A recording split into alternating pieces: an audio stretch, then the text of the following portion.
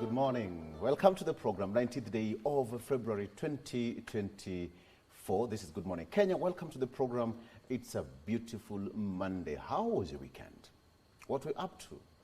I hope whatever you did made some change in your life and it was beneficial to you and the people around you. This is Good Morning Kenya.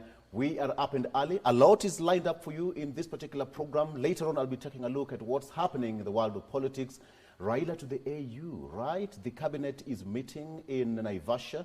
The president is also going to have that PG, the parliamentary group, meeting in Naivasha to deliberate on what are some of the gains and misses in the Kenya Kwanza administration. I'll be having that discussion with Peter Orero, Member of Parliament, Kibera constituency. I have got Arnold Maliba, who is Strategic Communications Director at the UDA party, as well as Biko Ashoya, who's an advocate of the High Court of Kenya. You don't want to miss that discussion and so much more. All right? Here we are. So, Marie, habari asubuhi. Karibu sana kwenye kipindi. Asante sana. Nimeshukuru. Let's switch to what you know. Both of them, definitely. Yeah. Well, you're just in time for the Good Morning Kenya show, definitely. My name is Marie Yambo, and I'll be bringing you the news, including what Victor has already alluded to, and that is the cabinet members are actually in Naivasha. They already arrived yesterday, and they're there to take, stock of the Kenya Kwanza administration, in terms of progress and all that. I'll be bringing you up to speed with that in the news this morning, including the AU Commission chairmanship that Raila Odinga is actually bidding for, and I'll be letting you know what the government is saying all about that. So stay tuned for the news. But before that, Mike, good morning. Good morning, Marie. How are you? Fine.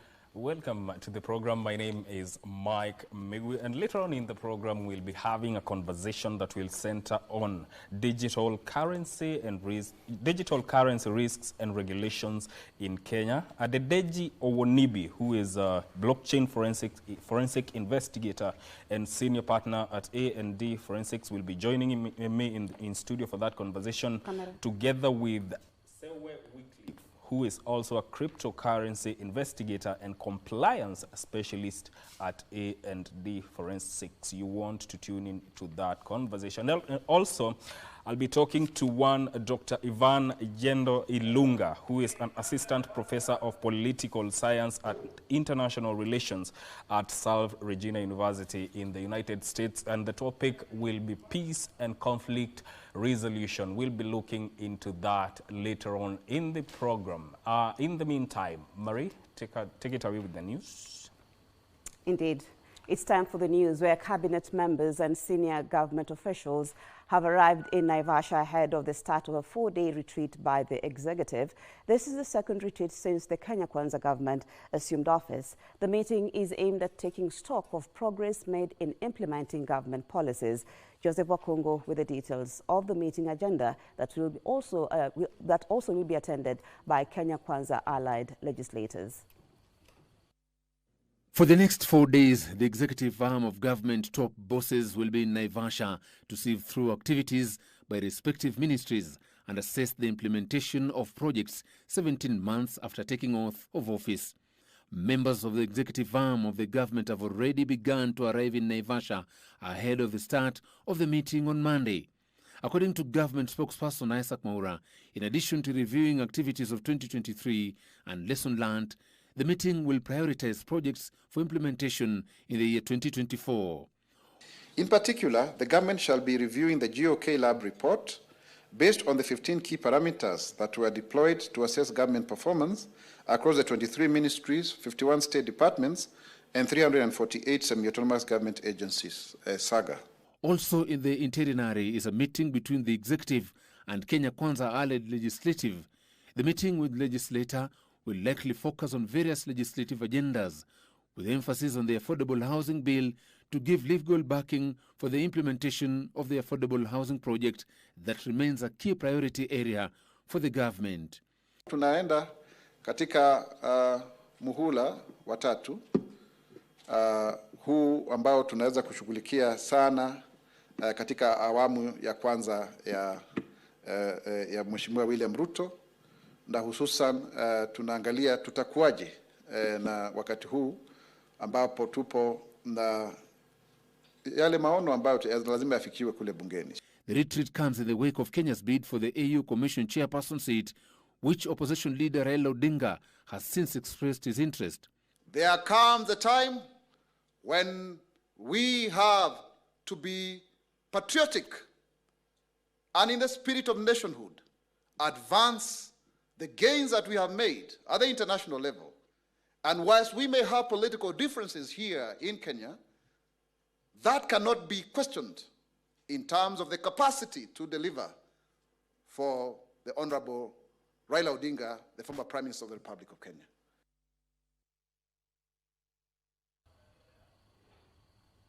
A section of Azimio coalition leaders have dispelled claims that Raila Odinga's entry into the African Union Commission chairperson position will cause rifts and disintegrate the Azimio coalition. Led by Wiper leader Kalonzo Musyoka, the leaders said the unity of the party is intact. They reiterated calls for a bipartisan support of Odinga's candidature to the African Union. Azimio leaders have come to the defense of the coalition against claims of possible disintegration of the coalition in the event Azimio la Umoja One Kenya leader Raila Odinga bags the AU Commission chairperson position. Speaking in Nairobi, leaders who attended a church service and later toured Kenyatta Market maintained the coalition is united and the entry of Odinga into the African Union will in no way create gaps in Azimio. Baba yako ni baba yako. Akuwe Australia, akuwe Canada, akuwe Addis Ababa, baba ni nani? Baba. Si ndio? Nataka niwaambie kama katibu mkuu wa chama cha ODM, hakuna mahali baba ameenda. Kwani ni mara ya kwanza baba kwenda safari? Tutaendelea kusimama imara na tunasimama na Wakenya. Opposition will always be there. Hata tumeona revolutions zinaweza anzishwa hata na mtu anauza umbrella. Opposition can come from even media or even anyone, even teachers can form an opposition wing na ikue vigorous. So zi lazima watu wasiogope. Opposition, we are still united na mwananchi ndio ule anaangalia vile kazi inafanya. They further call on Azimio allied leaders not to be compelled to shift their allegiance to other political factions, but instead focus on strengthening the coalition. The coalition leaders reiterated calls to lower the cost of living, urging members of parliament to shoot down the Affordable Housing Bill 2023, which is before parliament. Bei ya sukari warudishwe wapi? Chini. Bei ya unga warudishwe wapi? Chini. Sio. Tafadhali, bei ya stima warudishwe wapi? Chini. Wapi? Chini. Bei ya mafuta warudishwe wapi? Chini. Na hii bili yao wanasema ya kwamba wanaleta kwenye bunge. Sisi tukifika kwa bunge tutaipinga, tutaiangusha. Mimi naomba tu kitu kimoja. If you must vote on that unfortunate thing, vote against it. That is our party position kama Azimio la Umoja One Kenya. Wamekutana na Naivasha leo kuunda jama vile wataongeza kodi ikifika Tuesday next week. Sisi tumekuja hapa Kenyatta kusema hiyo bill wanataka kuleta ya housing, wajue ikifika kwa bunge it will be dead on arrival. Tutaangusha mapema. On Thursday, the coalition is set to hold its parliamentary group meeting to strategize on countering what they termed as punitive legislations. Thank you, Gladys Mungai, for that report. Now, gender-based violence activists under the banner Nguvu Change are calling for stricter laws that will deter the rising cases of gender-based violence in the country. Valerie Aura, a survivor of gender-based violence, says they have started an online campaign to call authorities to action. Through the petition, they want county governments to be mandated to establish safe houses for victims of violence, that is. This comes as residents of Marie Yambo estate in Juja, Kiambu County try to come to terms with the death of Faith Chebet, who was allegedly killed by her boyfriend Timothy Kipto. Kenyan women are confronted with diverse forms of gender-based violence. Some face physical, psychological, sexual, social-economic violence, among others. The recent past has seen an increase in reported cases of gender-based violence in the country. Gender-based activists under the banner Nguvu Change have started an online campaign to compel those in authorities to support the calls against any forms of violence. Valerie Aura, a survivor of gender-based violence, says there is need for those in leadership to support calls for stricter laws against all forms of GBV and ensure establishment of safe houses where victims can seek refuge. People keep telling them, you need to leave the violent environment, but you don't give a solution. We don't tell them this is a safe space you can go, safe place you can go as you rebuild your lives. And so they have to leave again with the perpetrators, since most of them are people well known to them. On her part, Josephine Mwende, a mother with cerebral palsy, has initiated an online petition for public hospitals in Nairobi to stop what she termed is rampant cases of obstetric violence against women with disabilities. We don't have the language interpreters in the hospitals. We don't have the medicine practitioners who are aware of various types of disabilities. So, like for example, if you go to the hospital and you are a woman who is expectant and you have speech impairment, who will give you enough time to listen to you? Their efforts come as residents of Mirimaini Estate in Juja, Kiambu County try to come to terms with yet another death of a woman in the hands of her lover. The assailant, identified as Timothy Kipto, is said to have attacked his girlfriend at her friend's house. Tulikuwa tumetulia hapo majuu, hapo first floor. Nikafanya kusikia nduru. Mimi nikadhani watoi wako mazao wanacheza. Nikatoka. So kutoka nikaona boy sasa. Nikaangalia chini. Alikuwa na kisu. Akadunga dem. Akamdunga shingo. Akamdunga, ilikuwa tu visu mingi. Si kisu moja ama mbili. Huyu jamaa naona kufikia sasa alikuwa amepelekwa kwa hospitali kwa sababu pia naye alijaribu kujiua lakini ikashindikana. Pengine kwa kujikatakata hapo hajaweza kumanage kukufa. And away from that, President William Ruto says Kenya intends to strengthen its diplomatic relations with Brazil, more so in the fields of agricultural production and technology, education, trade and commerce. Now, the president, who is attending the ongoing Assembly of Heads of State and Government of the African Union in Addis Ababa, Ethiopia, also encouraged the vaccine manufacturing companies within African Union member states to put up their companies in Kenya's special economic zones. President William Ruto, while co-hosting a meeting on vaccine manufacturing in Africa with the International Vaccine Institute in Addis Ababa, Ethiopia, also said Kenya is committed to collaborate with valued partners like Africa Union Commission, Africa Medicines Agency, World Health Organization and other regional and international stakeholders to create an enabling environment for vaccine manufacturing in Africa by mobilizing adequate resources and sharing knowledge and best practices. The time has come for the African Union member states to take bold and decisive steps in implementing homegrown solutions to our health security challenges.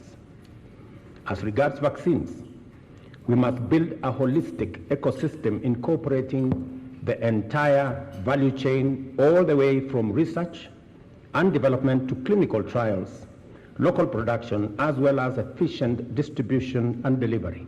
He encouraged vaccine manufacturing companies to invest in Kenya, saying the special economic zones will provide necessary environment for vaccine manufacturing in Africa. And you have an opportunity to set this up in Kenya. We have a special economic zone ready that you can manufacture for local consumption in Kenya and for our region.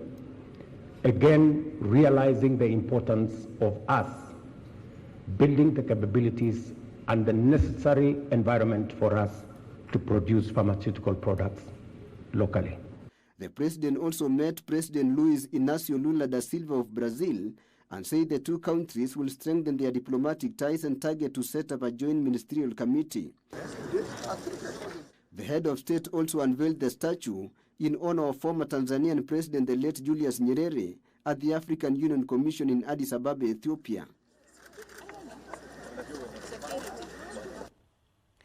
Thank you, Tilio Marco. Now, several people were injured in an early morning accident yesterday that occurred around Globe Cinema roundabout here in Nairobi.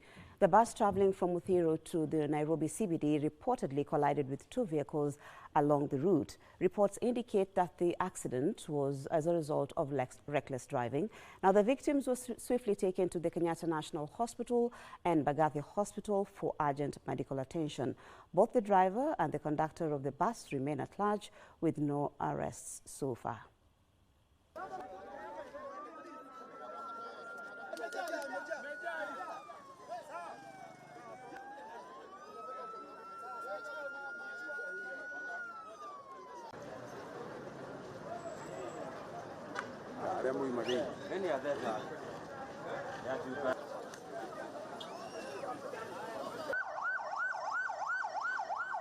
Hii basi ilianza accident huko Uthiru, ikataa kugongana na Latema, akaweza kuhepa. Tukaenda mpaka Uthiru stage, tena akarudi Rivers, akakuja akagonga gari ingine, akavunja kioo ya mbele, wakamlipa hapa hivyo, ikagonga pavement, ikarus control, ndio ikaingia pale hivyo. Lakini iligonga gari ndogo pande ile, hiyo gari hata ikusimama hiyo gari ndogo. Naona tu mimi nilipata tu ndere akipotea, kapasiwa, akiona alikuwa amevaa shati ya blue na kakoti na ni mrevi, akapotea, akaingia hii side akapotea, alikuwa anakimbia akiwa amefunga hivi macho, akaenda akaingia tawa, akaingilia na huko akapotea.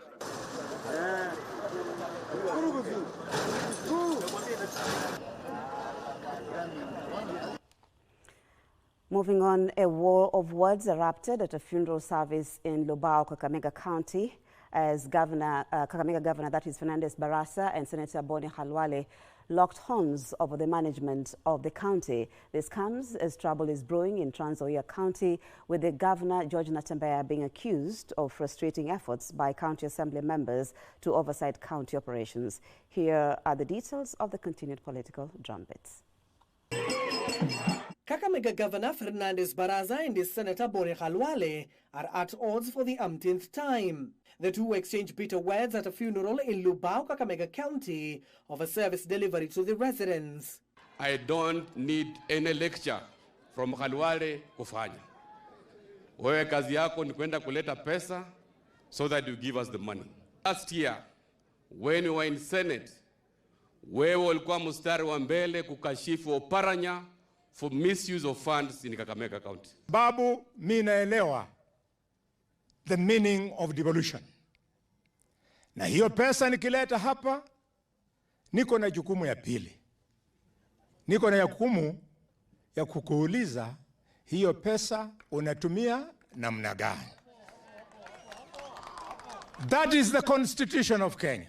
On one end, Khalwale said Governor Fernandez should take his focus off the 2027 general election and work for the people of Kakamega, while on the other end, Barasa told off the senator, insisting that he has a manifesto that got him elected and that he should stick to his oversight role. Baada ya mwaka moja umesahau kazi yako, unaanza kumezea mate kiti ya ugavana. I want to tell you Khalwale, today wembe ni ule ule. Ndio ningependa kukutia moyo bwana gavana, na kuomba utoe focus kwa siasa ya 2027. 2027 itafika.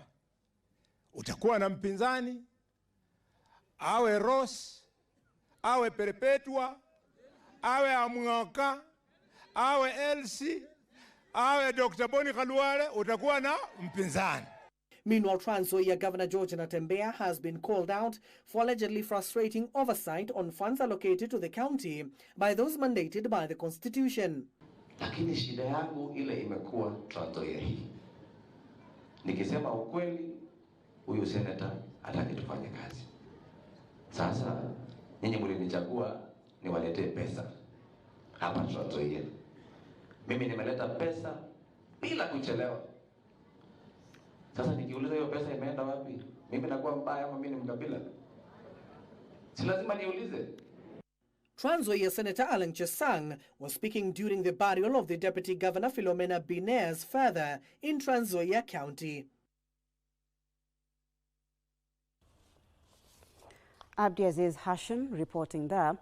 Now, the government has been urged to partner with all stakeholders, including children, in its efforts to curb the effects of climate change. Environment ambassadors caution that the current and future generations risk permanent disaster. Beg your pardon, if the threat of climate is not addressed with boldness and urgency it deserves. Let's get more details on that story. Hundreds of children gathered in Roa Land Scouts Camp Nairobi to champion for climate change agenda. It's here where environmental ambassadors call for concerted efforts in curbing the effects of climate change. Through the foundation's ambassador, Alice Wanjiru, the children emphasized that they must be given a front seat in climate solution discussions. Inspired by Wangari Maathai because how she cared about the environment so much that she even fought for Uhuru Park. Alice is a good, she's an eco-hero, especially with the things that she's done. I came to know that she's planted more than 50,000 trees. That is wow. For a young girl like her, only 10 years, that is a great milestone. So we urge the other children and the parents to also support the children in becoming the eco-heroes. According to them, children, youth, and future generations are not only the most impacted by climate change, but also have a key role to play in ensuring a sustainable tomorrow. The event was organized through the partnership of Kenya Scouts Association and Green Hummingbird Foundation. Elsewhere, Machakos County Government, in partnership with Kisaka Foundation, have embarked on an ambitious tree planting exercise in open spaces and schools. Hao watoto, in your mission, hiyo umesema unataka kupanda miti 500. Maybe you can see how each can plant one tree and take good care of it. Sindio? Ndio tuendelee. Hawa. Ukifanya hivyo itakuwa ni jambo nzuri.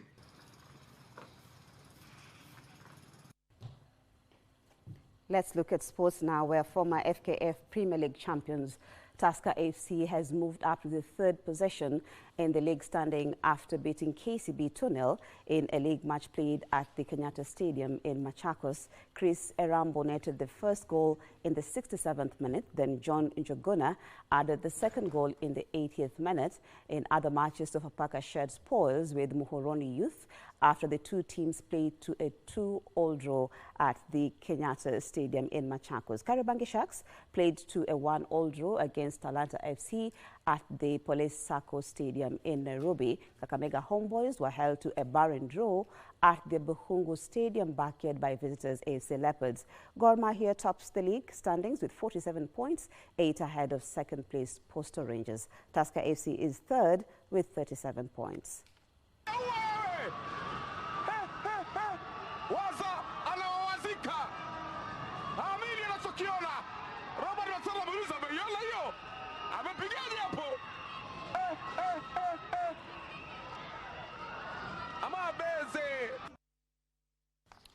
Well, that story brings us to the end of the news this morning. Thank you so much for your company. Next is Victor Law. He'll be taking you through the political arena together with our guests. My name is Marie Yambo and hope to see you again next time.